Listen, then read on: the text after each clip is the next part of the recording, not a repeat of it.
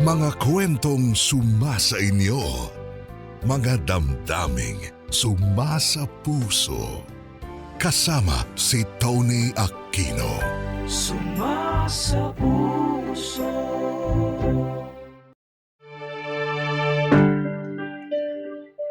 Tony, ako si Mark, 37 anyos at taga Porac, Pampanga. Kamakailan ko lamang nadiskubre ang programa nyo nung minsang nakapakinig ako ng isa sa mga kwento na itinampok nyo sa radyo. At talaga namang naantigno ng puso ko, kaya naisip kong sumulat na rin para ibahagi ang kwento namin ng asawa kong si Jane. Nagkakilala kami ni Jane nung nag-aaral pa lang kami sa kolehiyo. Siya bilang marketing student at ako naman ay fine arts. Nagkamabutihan kami hanggang sa niligawan ko na nga siya. Hindi perpekto ang relasyon namin. Para kaming aso at pusa nung umpisa. Palibasa, hindi pa kami mature at hindi pa rin ganong kabihasa magdala ng relasyon. Pero habang tumatagal, napatunayan namin kung gaano namin kamahal ang isa't isa. Hanggang sa sumapit ang taong 2012 nang magbunga ang aming pagmamahalan. Aminado ako na natakot kami sa responsibilidad dahil nagsisimula pa lamang kami sa buhay. Kapapasok pa lang namin sa aming mga trabaho at wala pa kaming ipon. Pero magkasama naming hinarap ni Jane ang lahat. Sa awa ng Diyos at tulong ng kanya-kanya naming pamilya, nakapag-ipon kami ng pera upang makapag-umpisa ng aming buhay kasama ang aming munting anghel. Hindi nagtagal ay inaya ko na ring magpakasal si Jane. Halos perpekto na ang aming buhay. Bagamat may dumarating pa ring samot-saring mabibigat na mga pagsubok.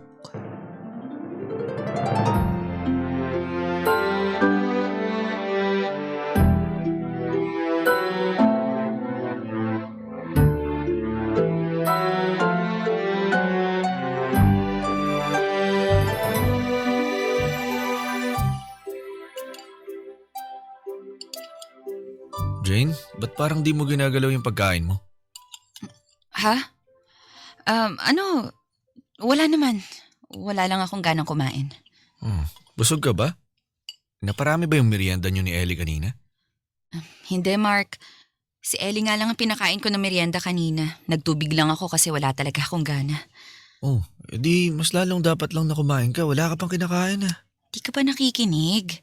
Wala nga sabi akong gana, ayokong kumain. Magtutubig na lang siguro ulit ako.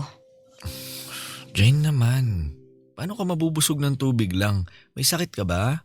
May nararamdaman ka masakit? Sabihin mo, nag-aalala ako sa'yo.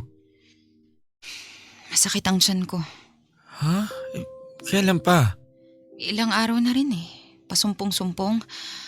Akala ko nung una magkakaroon ako kasi parang sa may bandang puso niyong masakit. Pero wala naman. Tapos parang may naninigas sa tiyan ko.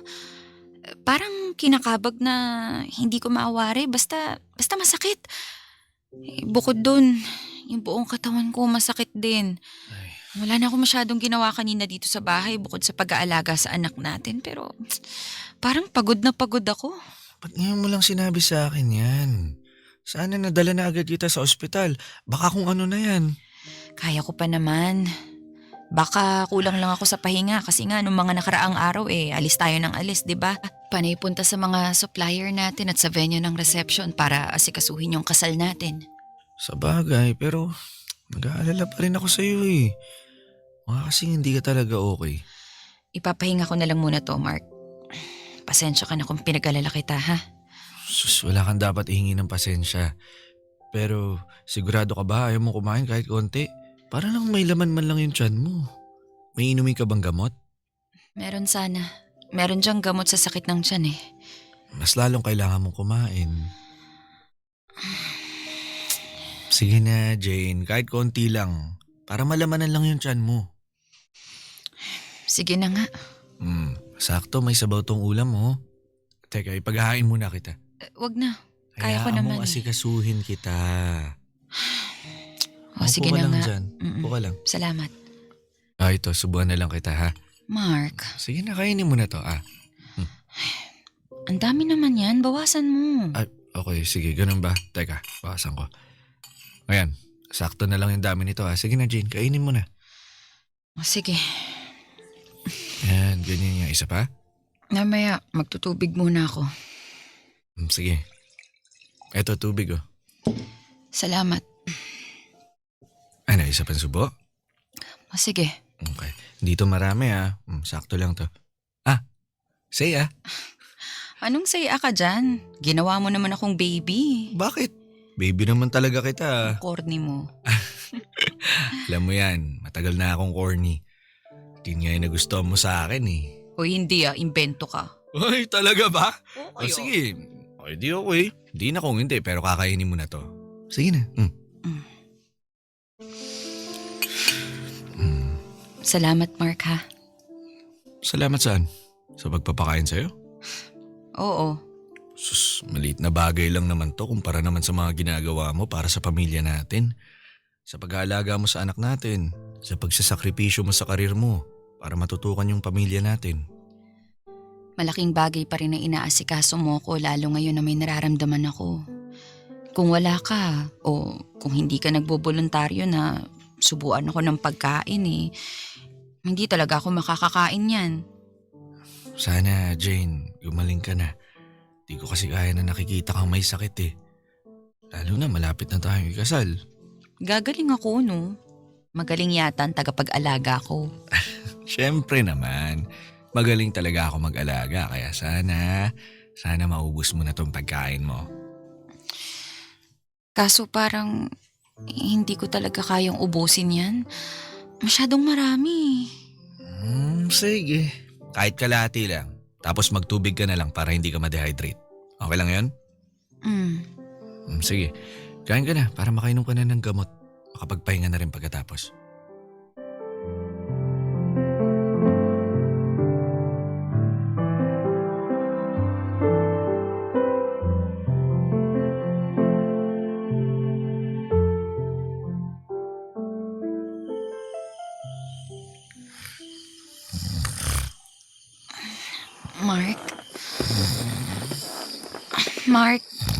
Mark, gumising ka muna. Bakit, Jane? May nangyari ba? Ang sakit ng tiyan ko Sobrang sakit, parang hindi ko na kaya. Sige, dadalhin na kita sa ospital. Sandali. Paano yung anak natin? Baka magising siya tapos hanapin tayo. Baka matagalan din tayo sa ospital niyan. Kakausapin ko na lang yung kapitbahay natin, sina Aling Leticia. Makikiusap ako na pakitingnan muna yung anak natin. Papayag naman yun kasi malapit siya sa bata O sige. Bilisan mo ha. Hindi ko na talaga kaya yung sakit. Oo, sandali lang. Babalik ako agad tapos pupunta na tayo sa ospital.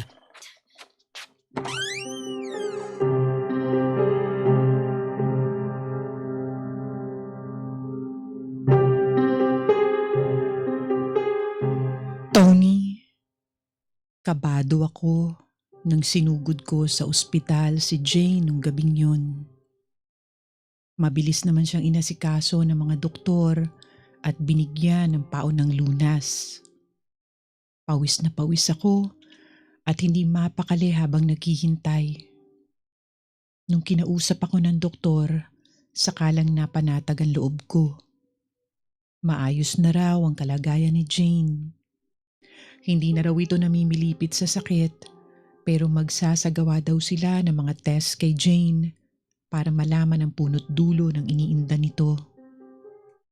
Nung gabi ding yun naman, ay nakalabas ng ospital si Jane at nakauwi kami ng bahay. Nung una akala namin matinding pagod dulot ng pag-aasikaso sa aming kasal at pag-aalaga sa anak namin ang dahilan ng mga masakit sa katawan ni Jane. Marami pang sintomas ang nararamdaman ni Jane. Kaya naman pumayag kami na sumailalim siya sa iba't ibang pagsusuri, Tony. Pero dito na nagbago ang aming mga buhay. Nagulantang kami nang sabihin ng doktor na meron daw colon cancer si Jane. Matinding pagkalugmok ang aming naramdaman. Pero syempre, hindi namin agad natanggap ang lahat. Sa halip ay lumipat kami ng ospital at naghanap ng ibang doktor na pwedeng tumingin kay Jane. Sumailalim ulit siya sa mga pagsusuri. Wala kaming ibang ginawa kundi ang manalangin na sana nagkamali lang ang unang diagnosis kay Jane.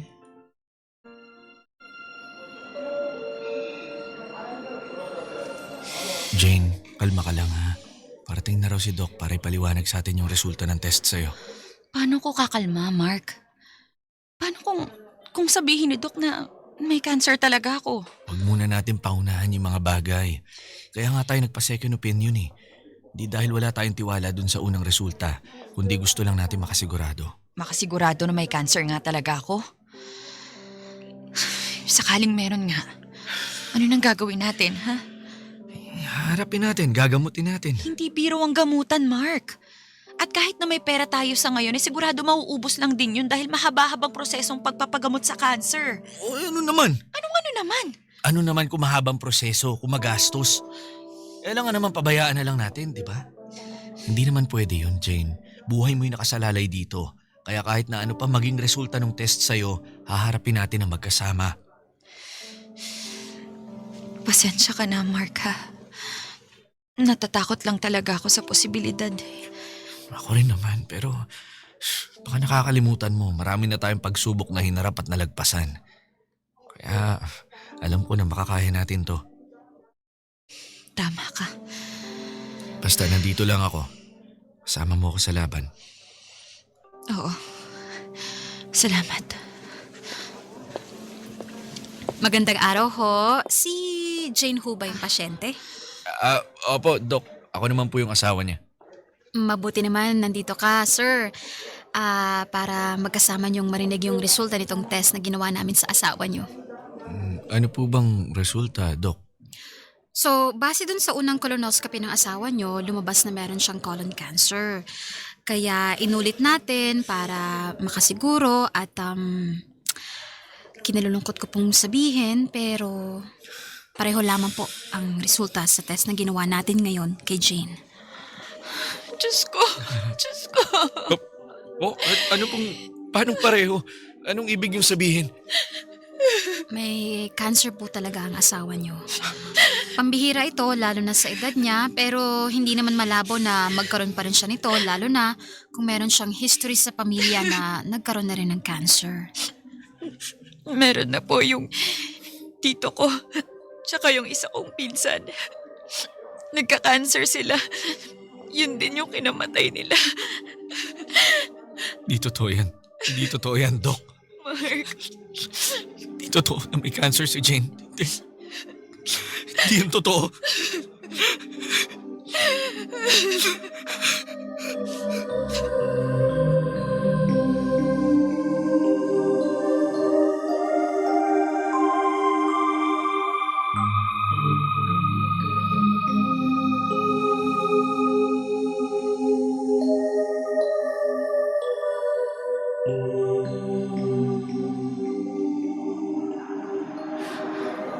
Dito na tayo sa simbahan, Jane. Saan mo gustong maupo? Kahit saan. Pwedeng dito na lang tayo sa dulo. Sige, halika. Alalayan kita. Salamat.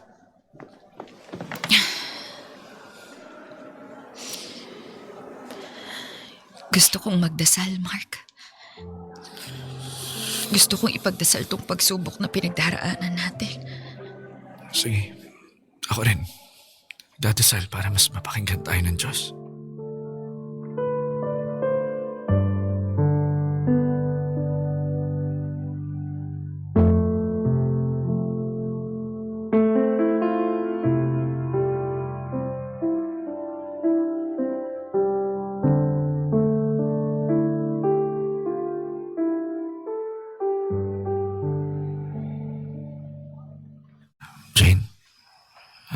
pinagdasal mo?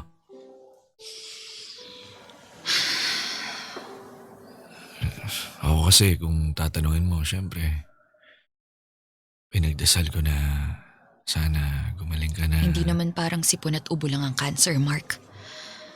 Alam natin na hindi ganun kabilis gumaling ang sakit na to. Yung tito ko nga tsaka pinsan ko hindi na Iba ka naman sa kanila eh. Kasi hindi nila sineryoso yung pagpapagamot, di ba? Tandang-tanda ko pa yun. Kasi kunento mo sa akin yun eh. Sabi mo pa nga ayaw pumunta sa ospital ng tito mo kasi wala siyang tiwala sa mga doktor. Na mas palalalain lang nila ang sakit niya pag nagpagamot siya. Kaya pinabayaan na lang niya lumala yung cancer niya hanggang sa... Yun na nga. Tapos yung sa pinsan mo naman nangihinayang sa pera na pampagamot niya. Kaya... Ayoko pang mamatay, Mark. Ayoko pa. Ayoko pa matulad sa mga kamag-anak ko. Ayoko pa. Bata-bata pa ng anak natin eh. Tapos marami pa tayong pangarap sa buhay at pamilya natin. Paano na lang matutupad yun, di ba? Kung mamamatay ako ng dahil lang sa sakit na to. Jane, hindi ka mamamatay. Gagawin natin ang lahat para gumaling ka. Kahit na mahirap, kahit na matagal pa yung abutin, o kahit pa malaki yung gastusin natin, ipapagamot pa rin natin ang sakit mo. Tapos gagaling ka. Okay? Hindi ka pa pwedeng mamatay dahil yun ang pinagdasal ko sa Diyos eh. Sabi ko sa kanya, pagalingin ka niya kasi kailangan ka pa ng anak natin. Yun din ang pinagdasal ko. Sana makinig ang Diyos.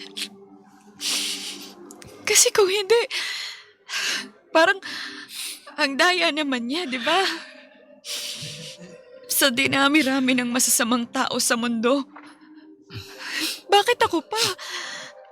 Bakit ako pa yung nagkaroon ng mabigat na karamdaman na ganito? Hindi naman yata patas. Alam ko nakikinig ang Diyos. Basta wag lang tayong tumigil sa pagdarasal sa Kanya. Sana nga. Sana nga, Mike. Shh, tahan na, Jane. Tahan na. Natatakot ako. Natatakot ako mamatay, Mark. Natatakot akong iwanan kayo ng anak natin. Natatakot din naman ako. Natatakot ako na mawala ka. Na maulila sa inanganak natin. Natatakot akong harapin ang buhay na hindi ka kasama kaya ngayon pa lang haharapin na natin tong sakit mo. Lalabanan natin, tayong dalawa. Isama mo na rin ang mga pamilya natin. Basta tandaan mo, Jane, hindi ka mag-iisa sa laban na to. Pero, Mark, paano kung matalo ako? Paano kung kahit anong gawin nating laban, wala pa rin? Huwag mo na lang muna siguro pangunahan ng lahat. Sa ngayon, mag-focus na lang muna tayo sa pagpapagamot mo. Naniniwala ako gagaling ka, Jane. Ayokong isiping hindi kasi guguho ang mundo ko nun eh. Hindi naman dapat dahil na kailangan matatag ako para meron kang sandalan sa mga panahon na nanghihina ka. Kaya iisipin ko na lang nagagaling ka. At naniniwala ako na mangyayari yun.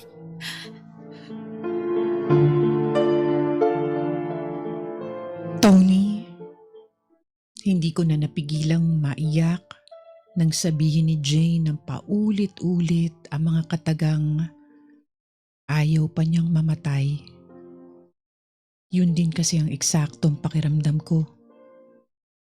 Ayoko pang mamatay ang babaeng mahal ko, lalo na marami pa kaming pangarap na tutuparin kasama ang aming anak. Bukod dun, ikakasal pa kami. Ni minsan na hindi sumagi sa aking imahinasyon na mararanasan namin ang ganitong pagsubok. Mahirap din sa amin na ipaalam yun sa kanya-kanyang pamilya namin. Naging emosyonal ang lahat. Takot na takot ang bawat isa. Ngunit meron pa rin namang nagsasabi na may pag-asa. Isa na doon ang nanay ko. Kaya kahit paano, napanatag ang aming kalooban na malalagpasan namin ang magkasama ang pagsubok na ito.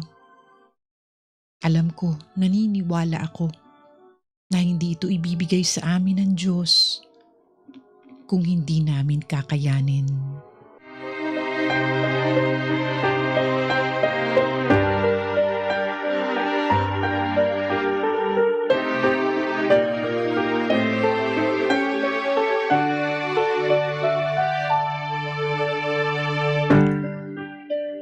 Tony, hindi naging madali ang mga pangyayari sa aming buhay noong mga sumunod na linggo. Mabilis kasing ginupo ng karamdaman niya si Jane, kaya naman ang dating masigla niyang pangangatawan ay tila ba nawalan na lamang ng lakas. Nawalan din ng ganang kumain si Jane, gawa ng pananakit ng kanyang katawan, kaya mabilis na bumaba ang timbang niya. Doon na kami nagdesisyon na wag munang ituloy ang nakaplano na sana naming kasal at pagtuunan muna ng atensyon ng pagpapagamot niya. Kung hindi ang nanay niya o nanay ko, ako ang kasama ni Jane sa mga appointment niya sa ospital. Hinahati ko lamang ang oras ko sa trabaho at pag-aalaga sa kanya at sa anak namin. Kung pwede nga lang na ibuhos ko na lamang sa kanya ang buong panahon at atensyon ko. Subalit kailangan ko pa rin kumita ng pera para patuloy siyang ipagamot. Hindi rin kasi biro ang gastos at malaking bahagi ng ipon naming pera pampakasal ay napunta na doon.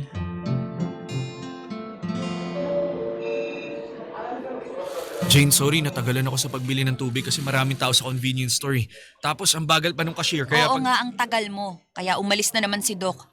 At baka matagalan na naman makabalik yun dito. di ako nalang pupunta sa kanya. Sabi nung nakausap kong nurse, hindi mo raw siya maaabala kasi may inaasikaso rin siyang ibang pasyente. Hirap kasi sa'yo, tubig lang pinabili ko, inabot ka pa ng siyam-siyam. Matao nga doon sa binilan ko, mabagal yung cashier. Anong magagawa ko? Sige nga. Sana kasi naghanap ka na lang ng ibang mabibilhan. Tubig lang yan, Mark. Meron nga sa butika niyan eh. Di ko nga naisip yun. Hirap sa'yo, simpleng bagay na lang ang gagawin mo, pinapakomplikado mo pa. Kung hindi mo kasi kinalimutan magdala ng tubig sa tumbler natin, bago tayo umalis sa bahay para pumunta dito sa ospital, hindi ka magkukumahog bumili sa labas. Tapos kung kailan parating na si Doc, saka ka pa talaga lumabas. Sabi-sabi ka pa na mabilis ka lang pero tignan mo naman kung ano nangyari. Jane naman pagtatalunan pa rin ba natin to? Oo.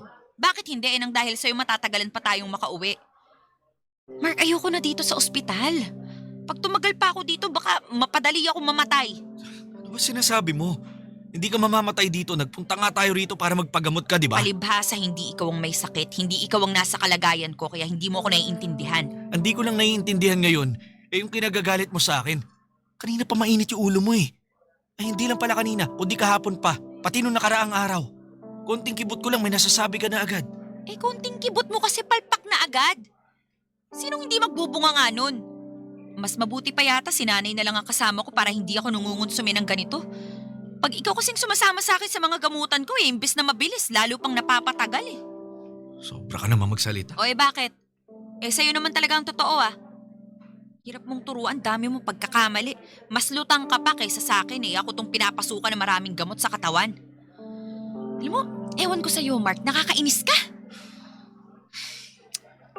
Buti pa puntahan mo na dun si Doc. Mag-excuse ka para magkausap na kayo at na makauwi na tayo. Ayoko na sa lugar na to.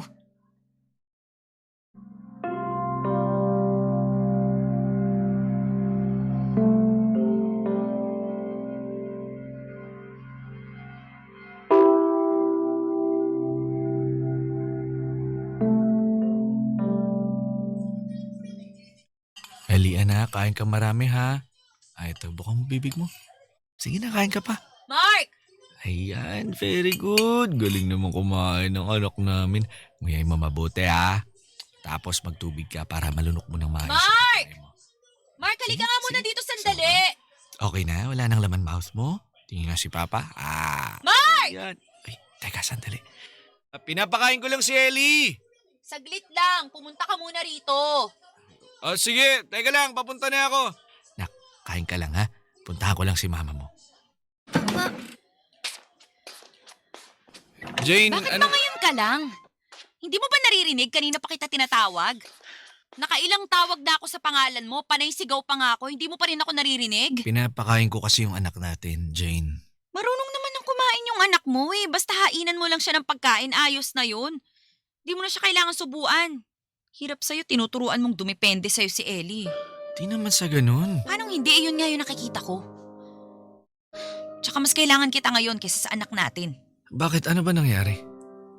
Ayan, Alin? yung pagkain ko, alisin mo na yan.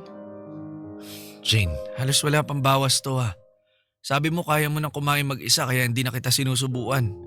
Parang di ka naman kumain. Wala akong gana, tsaka mukhang hindi naman masarap yung niluto mo eh. Parang ang tabang. Hindi yan matabang. Tinikman ko yan habang niluluto ko kanina. Anong hindi matabang? Matabang naman talaga yung mga luto mo.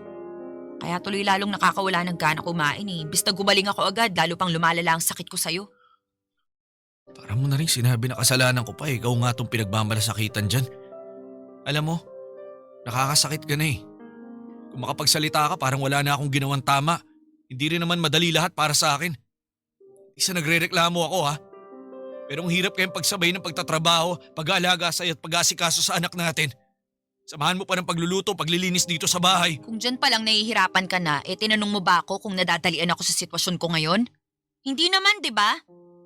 Para sa kaalaman mo, mahirap magkasakit at ayoko naman talagang magkasakit. Inalagaan ko ng hustong sarili ko, Mark. Kumain ako ng masustansya, nag-exercise ako, pero nagkasakit pa rin ako.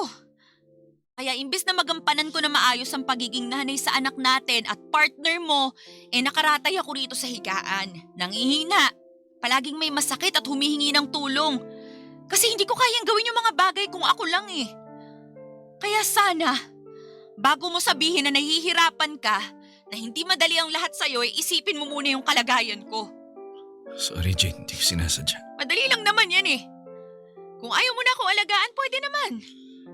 Pwede naman, iwan mo na lang ako tapos humanap ka na lang ng ibang babae. Yung aalagaan ka, yung pagsisilbihan, at higit sa lahat, yung walang sakit katulad ko.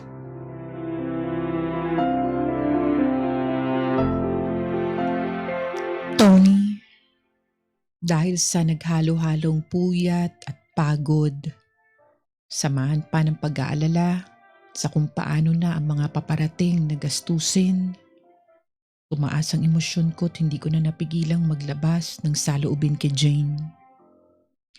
Pero alam ko na kung mahigit na nahihirapan sa aming dalawa, siya yun at wala nang iba. Siya ang dumaraan at lumalaban sa sakit. Kaya nga nakonsensya ako sa mga sinabi ko sa kanya. Agad akong humingi ng tawad kay Jane at ipinangako na hinding-hindi na yun mauulit pa. Tony, mahal na mahal ko si Jane. Siya at ang anak namin ang buhay ko. Matagal na rin kaming magkasama at marami na rin kaming pagsubok na nalagpasan. Pinatatag na ng panahon ang aming relasyon. Kaya nga kahit mahirap, nagsikap ako na maalagaan si Jane. Mas minahal ko siya at inunawa. Umasa ako na sapat na ang mga pagsasakripisyo ko upang maawa sa amin ng Diyos at tuluyan na niyang pagalingin ang babaeng pinakamamahal ko.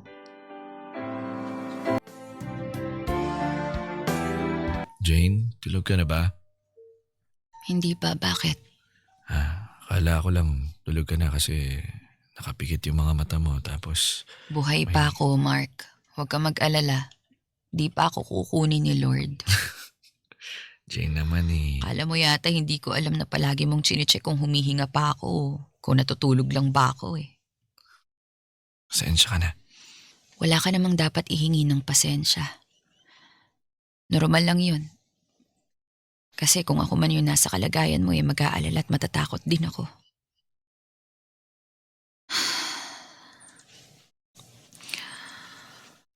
Ano bang ginawa kong masama? Ha?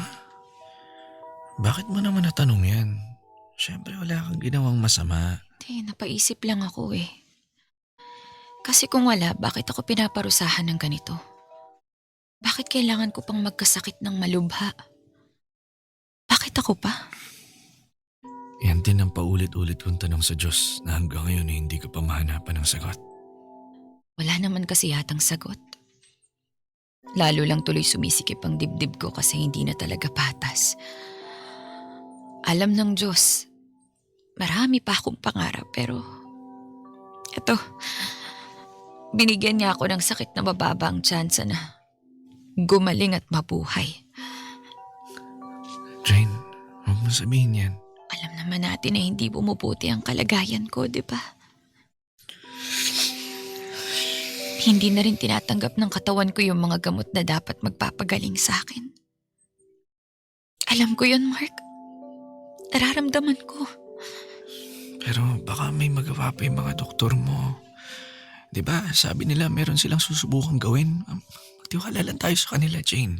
Pero pagod na ako. Pagod na ako. Hindi ko nakilala ang sarili ko sa tuwing tumitingin ako sa salamin dahil sa laki ng ipinayat ko.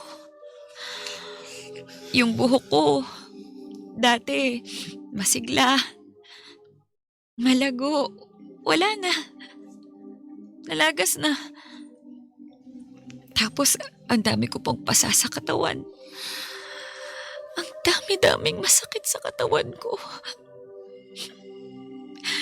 Kahit na daliri ko lang ang gagalawin ko, masakit pa rin eh. Hindi ko alam kung hanggang kailan na lang ako magtatagal. Gustuhin ko mang lumaban pa. Gusto ko mang hindi sumuko. Pero pagod na ako. Mama, Papa, pwede papasok? Oo naman, anak. Halika rito sandali. Halika. Nag-CR po si Lola eh. Wala po ako kalaro kaya punta muna ako dito sa kwarto. Ano po ginagawa niya dito ni Mama? Ellie, anak. May sakit kasi si Mama kaya nagpapagaling siya rito sa kwarto. Hayaan mo, pag magaling na si Mama, lalabas na siya para makipaglaro sa'yo. Talaga po? Mm. Yay! Hintayin ko po gagaling kayo, Ma. Mimiss ko na po kasi kayo kalaro. Namimiss na rin kita, anak. Hala, bakit po kayo iiyak, Mama? May masakit po ba sa inyo? Masaya lang si Mama, anak. May masaya po ba na nagiiyak? Masaya ako kasi habang lumalaki ka, ang ganda-ganda mong bata. Tapos matalino ka pa. Mabait tsaka masunurin. Sana, anak, kahit wala na si Mama, kahit na hindi mo na ako makasama sa paglaki mo,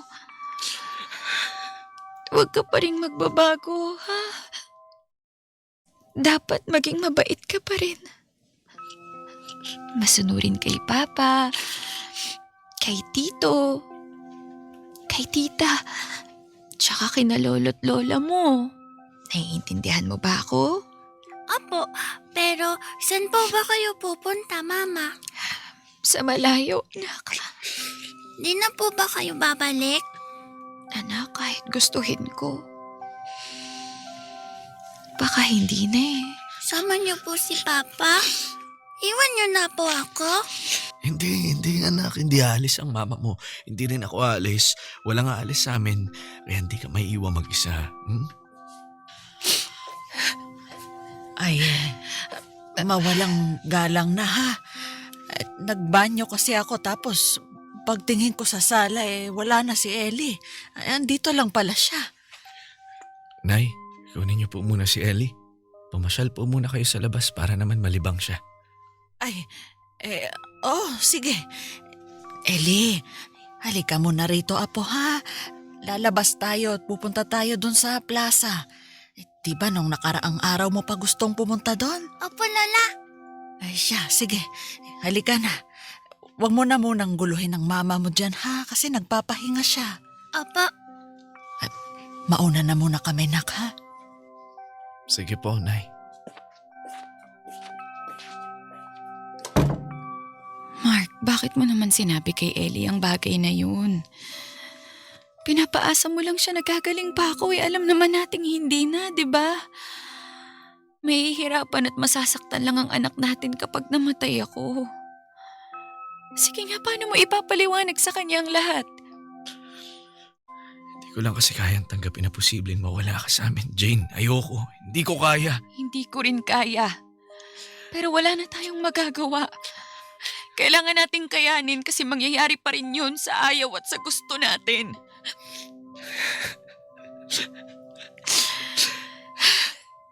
Sobrang daya talaga ng buhay. Kasi kung kailan nagsisimula pa lang tayong tuparin yung mga pangarap natin, saka naman mawawala ang lahat sa isang iglap. Jane, tahan na. Hindi ko rin mapigilan umiyak eh. Ang hirap magpakatatag. Lalo na sa ganitong sitwasyon. Kaya Mark, sakali man na mangyari na yung bagay na yun, gusto ko maging matatag ka. Gusto ko kayanin mo alang-alang sa anak natin. Masakit sa loob ko na iwanan kayo. Pero hindi ko rin to ginusto. Kung pwede lang dayain ang kamatayan. Kaso imposible. Kaya sana, Mark, ipangako mo sa akin. Magpapakatatag ka pag nawala na ako. Jane, hindi ko kaya. Kayanin mo. Ayoko mawala ka. Ayoko rin. Pero wala tayong magagawa, Mark. At pag nangyari yun, gusto ko panatag na ako. Kasi nasabi ko na sa'yo yung mga dapat kong sabihin. Mahal na mahal kita. Mahal na mahal ko kayo ng anak natin, Mark. Hindi magbabago yun kahit na mawala na ako. Lagi mo sanang tatandaan. Kasi hindi ko na yun magagawang ipaalala sa'yo.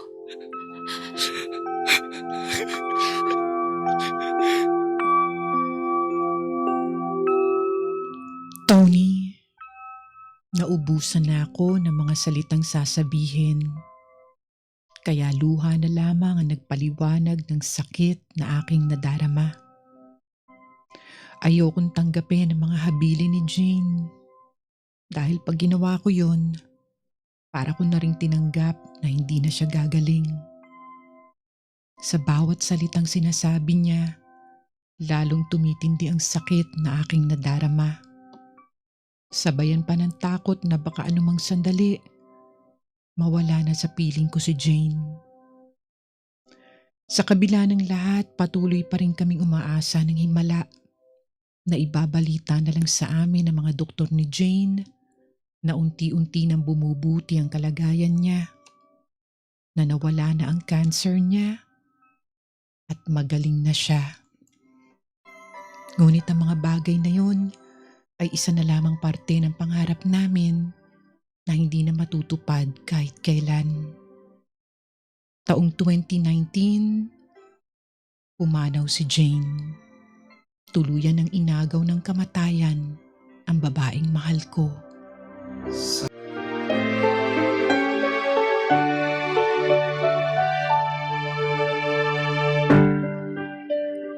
Tony, walang paglagyan ng kalungkutan na nadarama ko nang mamatay si Jane. Pero hindi agad tinanggap ng puso't isipan ko ang katotohanang iniwan na niya kami ng anak namin. Pakiramdam ko, isang masamang panaginip lang ang lahat. Ni hindi nga ako nakaiyak agad. Kaya nung burol ni Jane, Marami ang humanga sa akin dahil nagawa ko pang asikasuhin ng lahat ng nakiramay. Hindi ako tulad ng iba na nakaupo lang at umiiyak. Paroon at parito ako, masiguro lang na maayos ang burol ni Jane. Gusto ko na kahit na sa huling sandali ni Jane sa mundo, maging maganda at maayos ang burol niya. Nung nailibing na si Jane, doon na unti-unting tumimo sa akin ang lahat. Nung nagsiuwian na ang mga bisita at kami na lamang ng anak ko na iwan, doon ako unti-unting nakaramdam ng mabigat sa aking dibdib. Halos hindi ako makahinga. Hindi ko na namalaya na bumubuhos na ang aking mga luha. Humagulgul ako ng pagkalakas-lakas. Hinahanap ko si Jane. Napagsalitaan ko pa nga ng hindi maganda ang Diyos dahil kinuha niya sa akin ang tanging tao na nagbibigay ng halaga sa aking buhay. At simula nung araw na yun, hindi na ako katulad ng dati. Natuto akong uminom ng alak at hindi lang basta inom. Halos araw-araw akong lango sa alak. Para pagdating ko ng bahay, diretso tulog na ako. At hindi ko na maiisip na wala na akong katabi, wala nang yayakap at hahalik sa akin.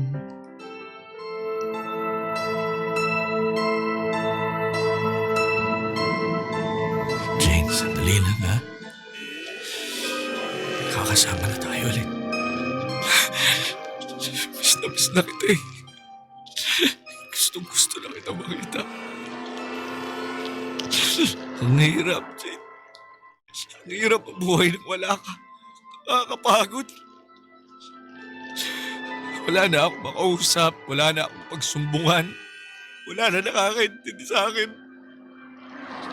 Ikaw lang kasi lahat yun, Jane. Simula nung nawala ka, parang pati ako napatay. Tapos kasama mong nalimig ang puso ko, kaya naman nahihirapan ako kubusan. Kaya Jane, hintayin mo ako ha. Magkakasama na tayo. Makakasama na ulit kita, mahal ko.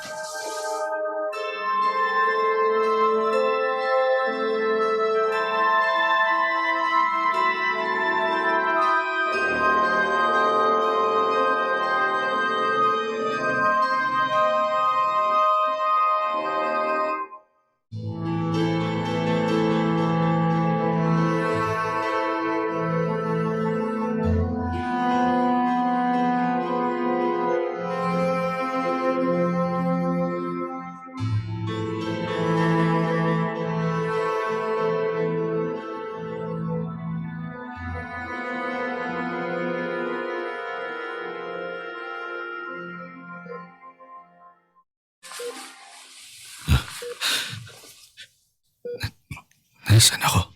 Mark, anak. Ay, Diyos ko, anak. Gising ka na sa wakas. Nay. Kayo ba yan? Oo, sino pa ba? Teka ha, tatawagin ko lang yung doktor. Nay, sandali. Bakit, nak? May masakit ba sa'yo, ha? Sabihin mo para... Anong ginagawa ko rito? Ha? Ano bang klaseng tanong yan? Siyempre na aksidente ka. Ay, Diyos ko, anak. Buti na lang hindi ka masyadong napuruhan. Ay, kung makikita mo lang yung kotse mo, naku. Ibig sabihin, nakaligtas pa pala ako. Ano bang pinagsasasabi mo? Na sinadya mong mangyari yun para mamatay ka? Oo nga pala, maalala ko lang ha. Sinabi nga pala sa akin ni Allen na pinilit mo pa raw magmaneho nun kahit na lasing ka na. Kung ganon totoo nga na sinadya mong magpakamatay. Diyos ko naman, Mark. Ano ba yung nasa isip mo? Nay, hindi niyo kasi naiintindihan eh. Hinayaan niyo na lang sana akong mamatay. Sana hindi na lang ako ginamot ng mga doktor para tapos na. Para pag nangyari yun magkakasama na ulit kami ni Jane. Nasisiraan ka na talaga ng ulong bata ka. Ay, miss na miss ko na po si Jane. Gusto ko na siyang makita ulit. At yun lang ang paraan na naiisip kong gawin. Pero hindi pa rin tama ang paraan mo, anak. Paano na lang kung napasama ka, ha? Kung hindi ka nagising, paano na lang ang anak niyo ni Jane? Sige nga. Paano na lang si Ellie kung pati ang tatay niya iiwanan na din siya? Gusto mo ba na tuluyang maulila sa magulang ang apo ko? Gusto ko lang naman po makita si Jane. Anak, naiintindihan ko naman na hirap ka pa rin makausad. Na hanggang ngayon, hindi mo pa rin tanggap na wala na si Jane. Pero mali naman na gustuhin mo na siyang sundan sa kabilang buhay, lalo't may anak kayo. Bakit hindi mo na ba mahal si Ellie? Kasi kung oo, kawawa naman yung apo kong yon. Alam mo ba na hindi lang ikaw ang nakakamiss kay Jane? Miss na rin siya ng anak mo. At palagi niya yung sinasabi sa akin, nak. Ma, hindi niyo naiintindihan. Palagi siyang umiiyak kasi pakiramdam niya mag-isa na lang daw siya sa bahay ninyo. Dahil hindi ka naman daw niya makausap. Hindi mo nga rin siya madalas kausapin at palagi kang wala sa bahay. Alam ko malungkot ka. Alam ko nagluluksa ka, pero malungkot at nagluluksa rin ang anak mo, Mark. Tapos ngayon, gusto mo pa talaga siyang mawalan ng tatay? Ano ba namang klaseng pag-iisip yon? Umayos ka nga, Mark! Patawarin niyo po ako, Nay. Pero hindi ko na po talaga alam kung paano magpapatuloy. Kung paano paharapin ang buhay na di kasama si Jane. Nay, sinubukan ko naman eh. Sa 2 taong nagdaan, umusad ako, pinilit ko. Nagpakabisi ako sa trabaho. Nilayo kong isipan ko kay Jane. Pinilit ko rin siya kalimutan pero hindi ko talaga kaya. Akala ko okay na ako pero may mga pagkakataon na bumabalik ako sa umpisa. At pag nangyayari yun, mas hindi ko kinakaya, Nay. Kaya nga lalo mong pagsikapan ang kayanin, anak. Maawa ka naman sa anak mo. Maawa ka kay Eddie. Wala namang may gusto nang nangyari sa asawa mo pero hindi rin naman natin maibabalik pa yung nakaraan. Hindi ko hinihiling na madaliin mo ang pag-usad. Pero kayanin mo. Alang-alang sa anak mo. Nawala na ng nanay si Ellie at alam mo ang pakiramdam ng mamatayan. Kaya huwag mo nang hayaan na maramdaman ulit ng anak mo yun sa pangalawang pagkakataon.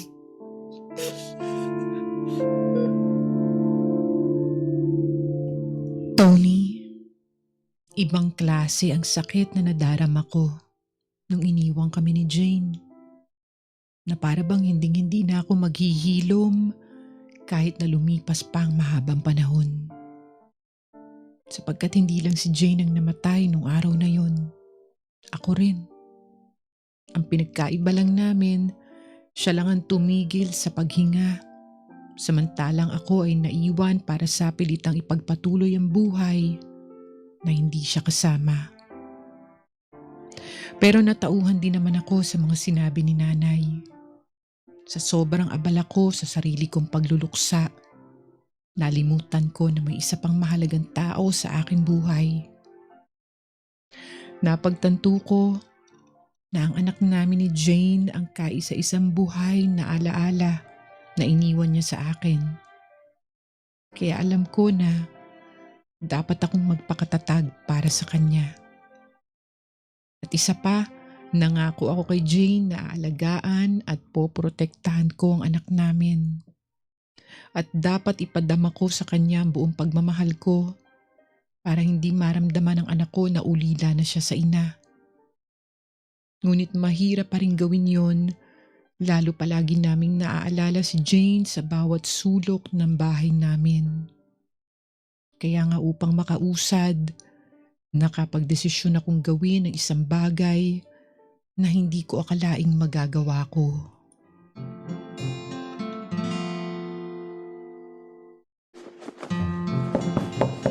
Pasok, bukas yan. Anak, napatulog ko na si Ellie. Ang tagal bago nakatulog napakarami kasing kwento. Yung anak mong yun habang tumatagal, dumadaldal lalo. Nagmana lang po siguro sa mama niya. Oo nga. Medyo makwento rin kasi yun si Jane nung nabubuhay pa. O teka, mga damit ba ni Jane yung tinutupi mo? Opo, ma. Tagal na rin kasi nito nakatago lang sa cabinet. Ngayon ko lang naisipang galawin. Ibig bang sabihin yan anak, unti-unti mo nang natatanggap na wala na si Jane? Na hindi na siya babalik pa rito sa bahay ninyo? Ganun na nga po, pero masakit pa rin eh. Hindi na po talaga siguro mawawala yun. Iba pala kapag asawa mo na yung nawala. Ang hirap umusad.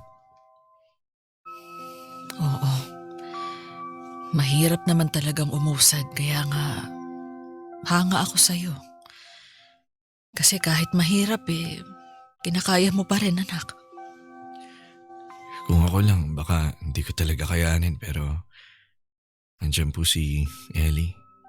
Tsaka nangako po ako nun kay Jane na alagaan kong anak namin. Magagawa ko lang ang bagay na yun kung magiging matatag ako, Nay.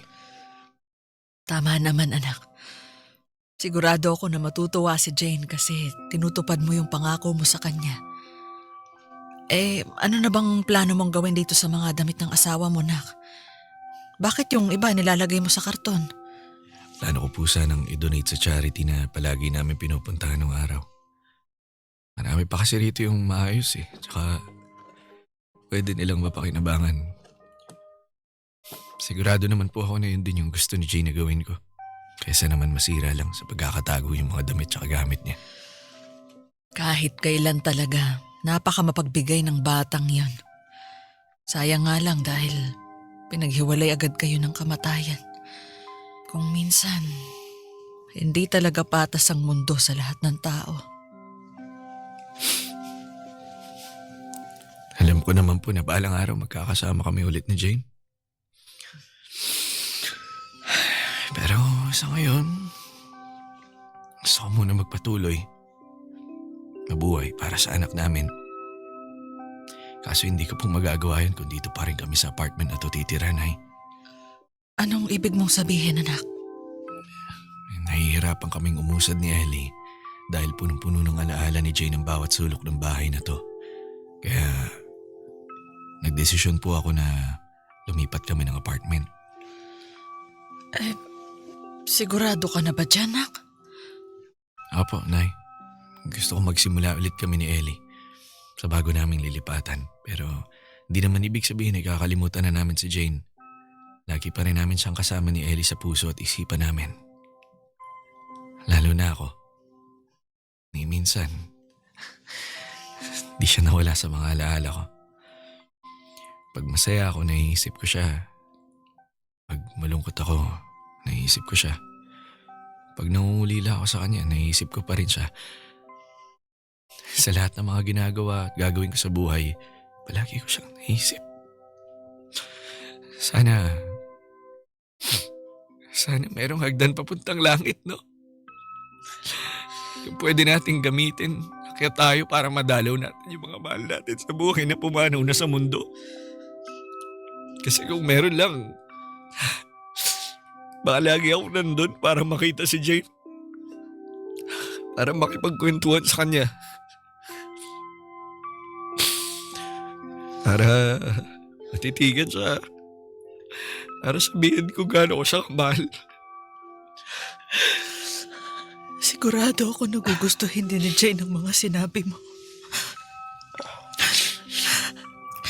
At alam ko na mahal ka rin niya, anak. Panghawakan mo yung pag-ibig mo sa kanya.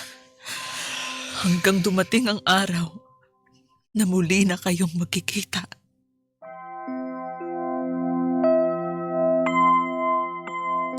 Tony, naniniwala ako na balang araw, magkikita ulit kami ni Jane.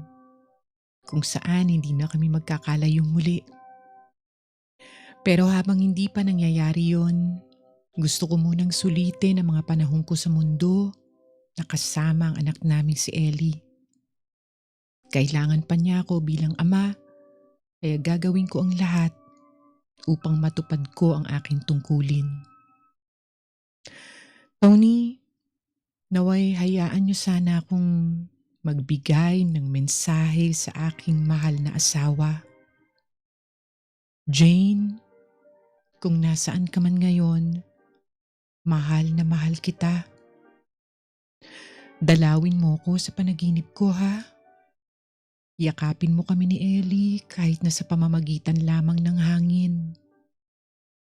Iparamdam mo sa amin kung gaano mo kami kamahal kahit na hindi ka na namin kasama.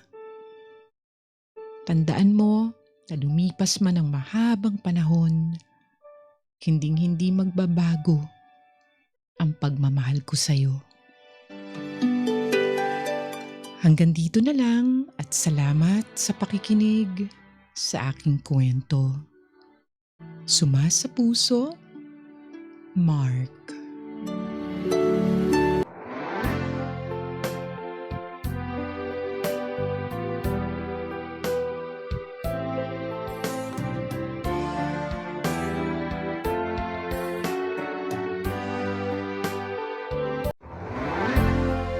Sumasa puso sa Super Radio DZBB. Kasama si Tony Aquino. Sumasa puso.